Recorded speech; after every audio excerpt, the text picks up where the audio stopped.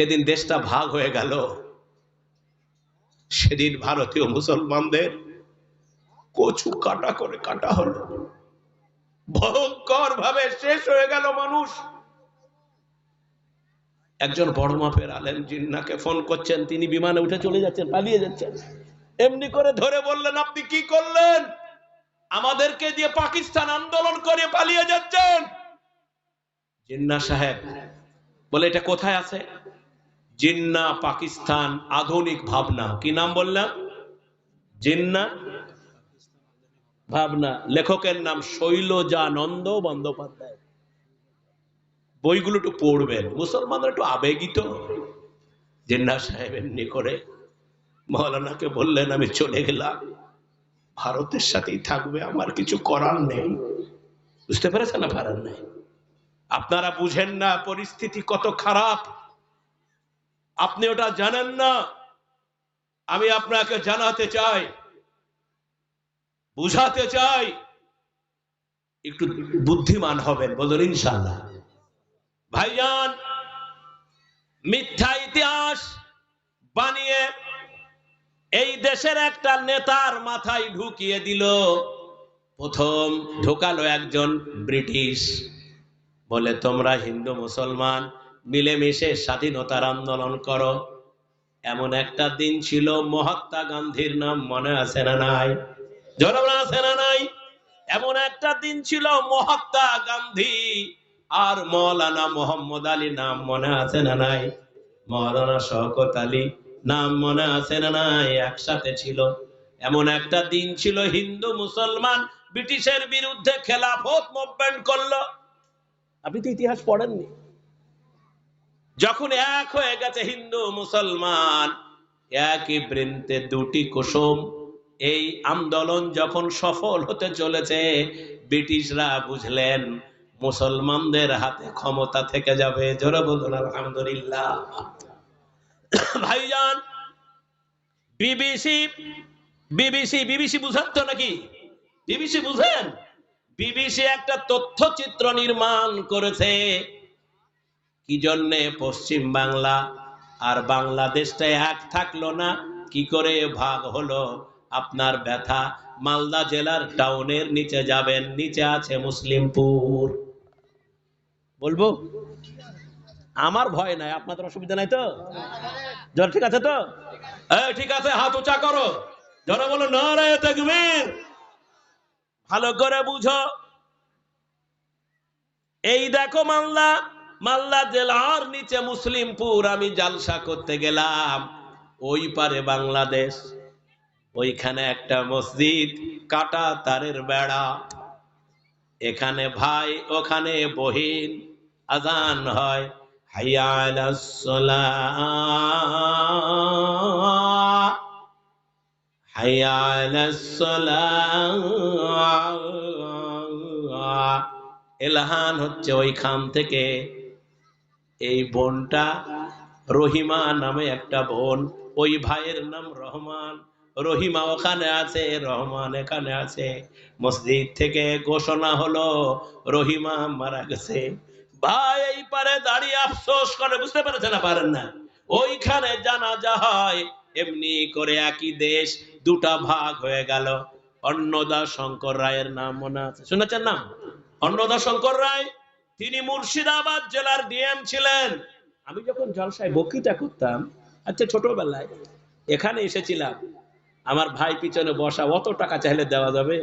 গরু 50 লাখ টাকা খাওয়াবে আর বক্তাকে টাকা দিবে না, তাহলে তো হবে না। পেট, আমারও পেট আছে না নাই? জোরে আছে না নাই? ফলে এখন তো ইসলামী সরকার নাই। ইসলামী সরকার থাকলে গাড়ি বাড়ি সব দিত।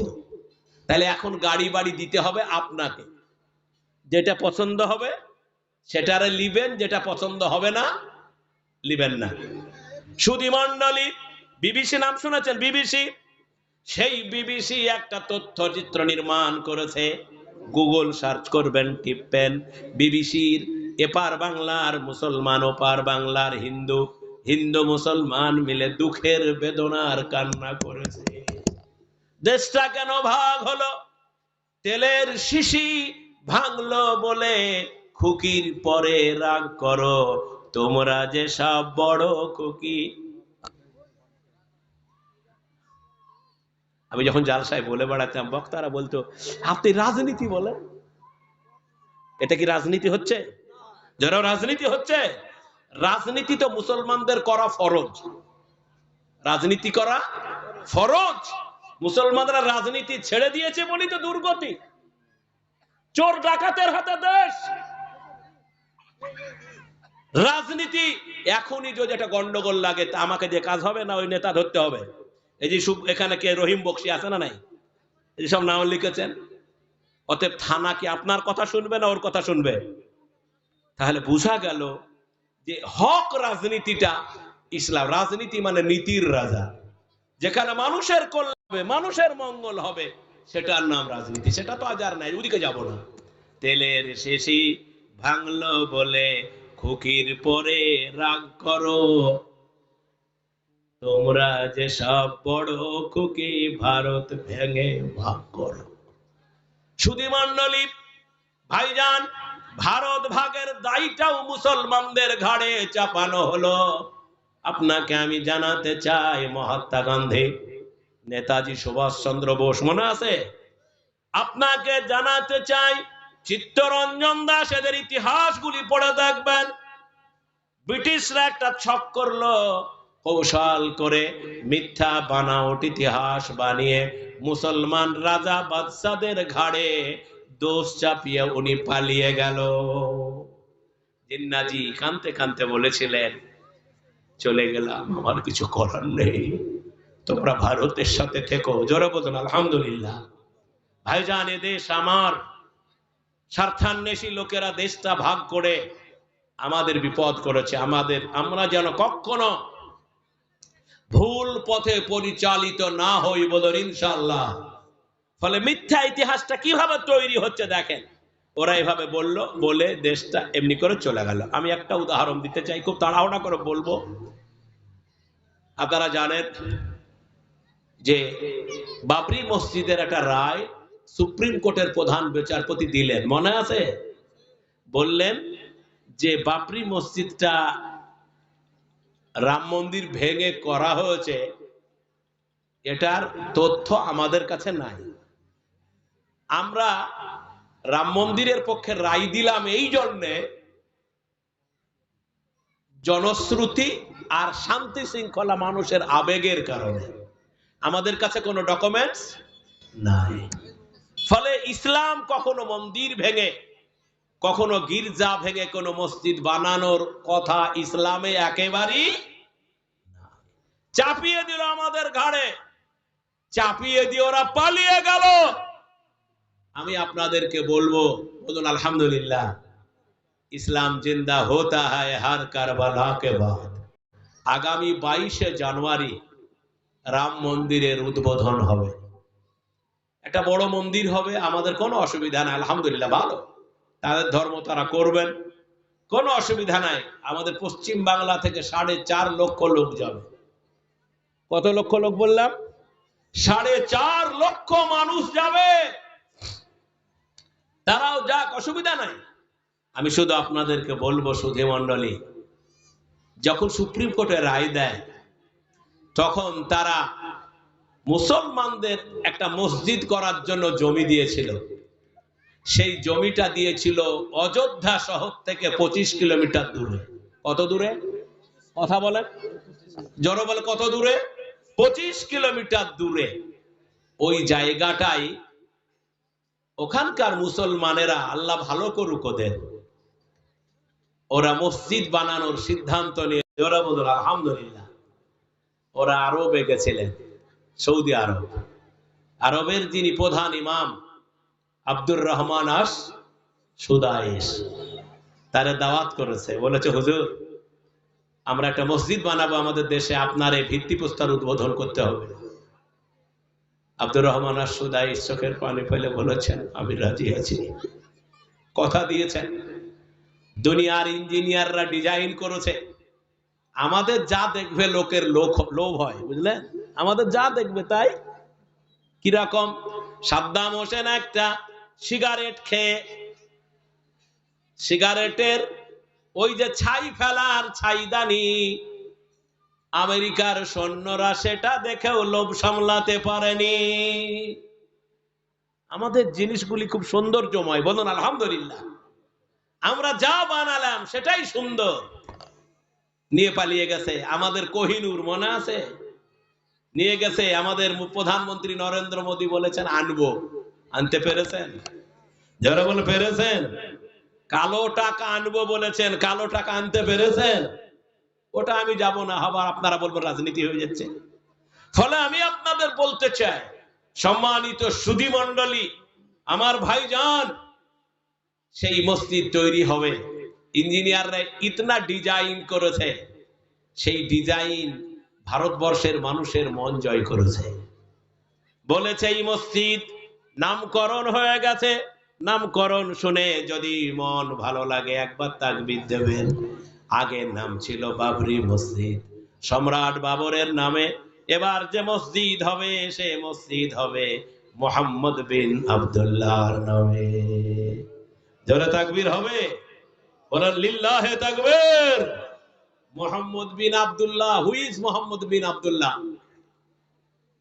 এখনো জানেন না। মোহাম্মদ বিন আব্দুল্লাহর বেটা মোহাম্মদ, কার নবী? আমাদের সকলের নবী। ইতনা ডিজাইন করেছে, সেই যদি রূপ হয়ে যায়, যারা গবেষক তারা বলেছে তাজমহলকেও হার মানিয়ে দেবে। এটা অষ্টম আশ্চর্য হবে। জোরে বলুন আলহামদুলিল্লাহ। হ্যাঁ, জি জি জি, পাঠিয়ে দেয়। আপনারা কিছু দান করলে আমাদের খরচ হবে, না হলে এরা টাকা দিবেন আমাদের, বুঝতে পেরেছেন? তো আমরা ভিক্ষাই চাইছি, ধরে নেবেন। ফলে আপনাদের কাছে যদি চাদর যায়, একটু যা আছে আল্লাহর রাস্তায় দিন শোনার জন্য, এ প্যান্ডেল সব সভাপতি বলছিলেন, আপনারা কি দিতে রাজি আছেন? তো ভাই আপনারা চাদর নিয়ে যান, কিন্তু ডিস্টার্ব করবেন না। আমি আপনাদেরকে বলবো ডিস্টার্ব করবেন না, বলুন ইনশাআল্লাহ। তো ফলে ভাইজান কোনো চিন্তা নাই, বলুন ইনশাআল্লাহ। তো ভালো, আজকে সব মিথ্যা ইতিহাস দিয়ে মিথ্যা কথা বলে মানুষকে বিভ্রান্ত করছে, এটা সত্য নয়, বলুন ইনশাআল্লাহ। এখন বিপদের কারণে এইটা। এবার এখানে আসে, এখন এই জায়গাটা হচ্ছে এ কোরআন শরীফ। পৃথিবীতে মুসলমানদের বিপদের এই অধঃপতনের জন্য কোরআন শরীফ দায়ী বললে আপনারা রাজি আছেন? আমার কথাটা শুনতে পাননি? হ্যাঁ বলতে হবে, না না বলতে হবে? মুসলমানদের অধঃপতনের জন্য কোরআন শরীফ দায়ী। হাত উঁচা করে বলেন, জোরে বলে, হাত উঁচা করে বলেন, রাজি আছেন? তাহলে আমাদের পত্তন, সম্মান, ইজ্জতের মালিক হচ্ছে কোরআন শরীফ। আজকে কোরআন না মানার কারণে আমাদের অধঃপতন। আল্লাহ পাক বলেন ওয়ালা তাহিনু ওয়ালা তাহজানু ওয়া আনতুমুল আ'লাউনা ইন কুনতুম মুমিনিন। তোমরা হতাশ হও না, ঘাবড়ায়ো না, তোমরাই বিজয়ী হবে যদি তোমরা মুমিন হও। কে বলেছেন? জোরে বল, কে বলেছেন? ফলে আমরা যদি মুমিন হতে পারি, আমাদের বিজয় কেউ ঠেকাতে পারবে না। আজকের এই অধঃপতন কোরআন শরীফ না মানার কারণে, কোরআনের আয়াত দিয়ে আপনাদের বুঝিয়েছিলাম। আমাদের এই অধঃপতন থেকে বাঁচতে গেলে আমাদেরকে ইমানের বলে বলিয়ান হয়ে কোরআনের দর্শনকে আঁকড়ে ধরতে হবে, বলুন ইনশাআল্লাহ। কোরআন যদি আঁকড়ে ধরতে পারেন তাহলে কেমনে সুফল পাওয়া যাবে সেটাই আপনাকে বলবো।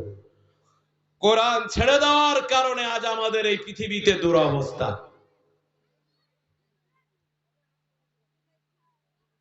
শুনছেন তো নাকি? শুনছেন? এবার আমারে বলেন, আল্লাহর স্ত্রী আছে? কথা উত্তর দিলেন না। আল্লাহর স্ত্রী আছে? জোরে বলেন, আল্লাহর স্ত্রী আছে? নাই। আল্লাহর সন্তান আছে? আমাদের দেশে ইহুদি খ্রিস্টানরা তারা বলে আল্লাহর স্ত্রী আছে, আর তারা নিজেদেরকে দাবি করে আমরা আল্লাহর সন্তান। এই তত্ত্বটা সারা পৃথিবীতে আজও চলে। ইহুদি খ্রিস্টানরা এই কথা বলে বেড়ায় সারা দুনিয়াতে। নবী মোহাম্মদ সাল্লাল্লাহু আলাইহি সাল্লামকে আল্লাহ পাক জানালেন, কি জানালেন জানেন?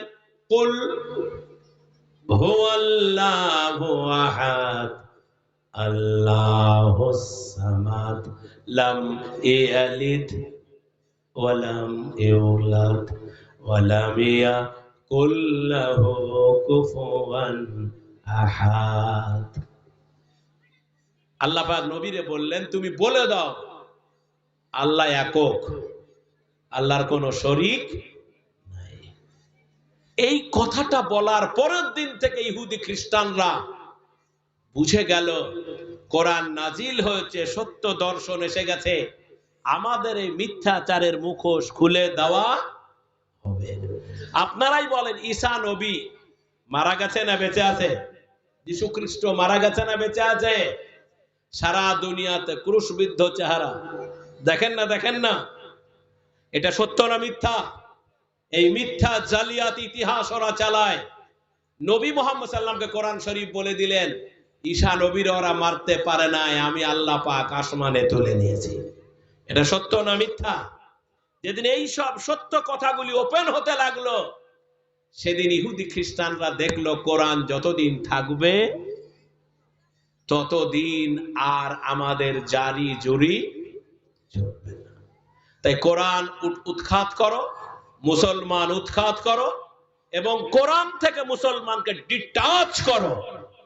যতদিন মুসলমানেরা কোরআনের এই শিক্ষা বুকে ধারণ করে ময়দানে অবতীর্ণ হলো, সেদিন মুসলমানরা আবু জেহেলের বুকে লাথি মেরে ইসলামের বিজয় কেতন উড়িয়ে দিল। আপনি বলেন, আমাদের এই দেশে, আমি একটা উদাহরণ আপনারে দিই। আবু জেহেল বললেন মুহাম্মদ সাল্লামকে যে তোমারটাও থাক আমাদেরটাও থাক। নবীজি রাজি ছিলেন? এই পেছনের লোকেরা রাজি ছিলেন? রাজি ছিলেন না। নবীজি কি বললেন জানেন? নবীজি বললেন, আমাকে তো আল্লাহ পাক নবী করেছেন, আমি এখন তো এটা বলতে পারবো না, আমার আল্লাহ কি অর্ডার দেয় দেখে। তখন আল্লাহ পাক অর্ডার দিলেন, কুল ইয়া আইয়ুহাল কাফির, বলে দাও কাফেরদেরকে, তোমরা যার ইবাদত করো আমি তার ইবাদত করি। এই যে গন্ডগোল, ফ্যাচাং লেগে গেল। এই ফ্যাচাং লেগে আমাদেরকে কোরআন থেকে সরাতে চাইল আবু জেহেল। মুহাম্মদ সাল্লাল্লাহু আলাইহি ওয়াসাল্লাম রাস্তা দিয়ে চলে যাচ্ছেন, এই ভারতেও আমাদেরকে বারবার বলেছে কোরআন ছাড়ো নাই, ভারত ছাড়ো। আমরা কি কোরআন ছাড়তে রাজি আছি? মুসলমান রাজি আছে? হাত উঁচা করে বলো রাজি আছে। জোরে বলো নারে তাকবীর। রাজি আছো? জোরে বলো রাজি আছো? মুসলমান রাজি আছো? সুধী মণ্ডলী, যে কথা আলোচনা হওয়া দরকার সে কথা জালসায় আজ আর আলোচনা হয় না। জালসায় আজ আলোচনা হয় গন্ডগোলের জিনিস, যেটাতে নিজেদের মধ্যে গন্ডগোল লাগবে। আল্লাহর নবী বললেন, ওগো চাচা আমি এটা পারবো না। এজন্য নবীকে পাথর ছুঁড়ে মেরে দিয়েছিলেন, মনে পড়ে? নবীজি রক্তাক্ত হয়ে গেছেন, ভয়ঙ্কর রক্ত পড়েছে। ঘরের মধ্যে এসে বসে কাঁদছিলেন, আমার তো কোনো দোষ নাই, আমার আল্লাহ লা ইলাহা, জোরে বলে লা ইলাহা, আমার আল্লাহ, আমি তো কোনো অপরাধ করিনি। একটি কাজের মেয়ে আমির হামজাকে খবর দিল, তোমার ভাইপো মোহাম্মদকে আবু জেহেল মেরে রক্তাক্ত করে দিয়েছে। মোহাম্মদের দোষটা কি? সে আল্লাহ আছে বলে, এটাই তো দোষ নাকি? বুঝতে পারছে না? পারেন নাই? আর তো কোনো খারাপ কথা বলে না,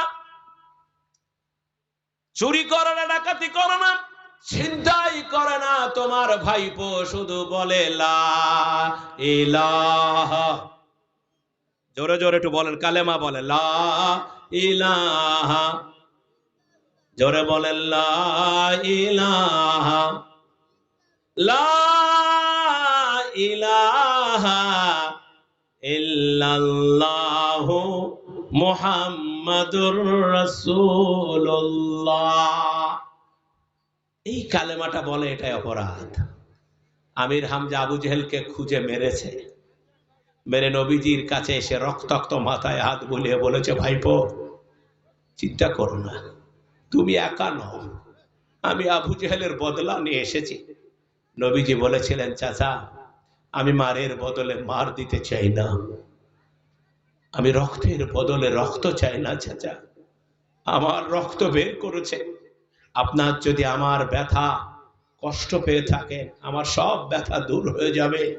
আপনি যদি জাহান্নাম থেকে বাঁচার জন্য কালেমা পড়ে মুসলমান হয়ে যান। আমির হামজা এমনি করে তাকিয়ে বলেছিলেন, কি সোনার টুকরা ছেলে, রক্ত চাই না, বদলা চাই না, মারামারি চাই না। নবীজি বলেছিলেন, আমাকে আল্লাহ শবে মেরাজে নিয়ে গেছেন। শবে মেরাজ বুঝেন তো নাকি?